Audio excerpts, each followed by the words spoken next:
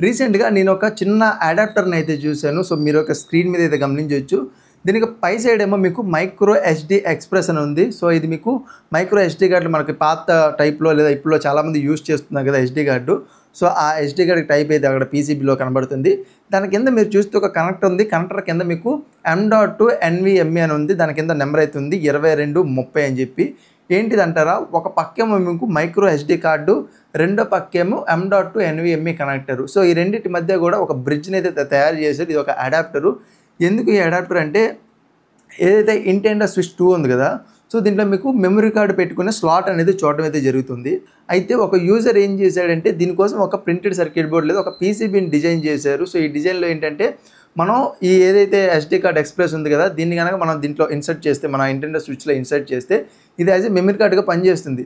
కానీ దీంట్లో ఏదైతే స్టోరేజ్ ఉంటుంది కదా! ఈ స్టోరేజ్‌లో మనం ఒక ఎన్‌విఎంఈ ఎస్‌డిని గనక యాడ్ చేసుకుంటే స్టోరేజ్ అనేది పెరుగుతుంది, స్పీడ్ అనేది పెరుగుతుంది అని చెప్పి టైనీ మనకి చిన్న ఫార్మ్ ఫ్యాక్టర్‌లో అంటే 2030 అని చెప్పి ఫార్మ్ ఫ్యాక్టర్‌లో మనకి ఎస్ఎస్‌డీస్ అనేవి చూడడం అయితే జరుగుతాయి. అలాంటి ఎస్ఎస్‌డీని గనక యాడ్ చేసినట్టయితే గనక మనకి స్టోరేజ్ అనేది పెరుగుతుంది అని చెప్పి ఈ ప్రింటెడ్ సర్క్యూట్ బోర్డ్ అయితే డిజైన్ చేయడం అయితే జరిగింది. సో, మీకు ఈ కాన్సెప్ట్ ఎలా అనిపించింది అనేది కింద కామెంట్ సెక్షన్‌లో కామెంట్ చేయండి. వీడియో నచ్చితే గనక లైక్ చేసి మీ ఫ్రెండ్స్‌తో షేర్ చేయండి. అలాగే ఎలాంటి మరిన్ని ఇంట్రెస్టింగ్ వీడియోస్ కోసం మన ఛానెల్‌ని సబ్స్క్రైబ్ చేసుకొని బెల్ నోటిఫికేషన్ యాక్టివేట్ చేసుకోండి. నేను మీకు మరొక ఇంట్రెస్టింగ్ వీడియోతో మీ ముందుంటా. అంతవరకు సైనింగ్ ఆఫ్. బాయ్.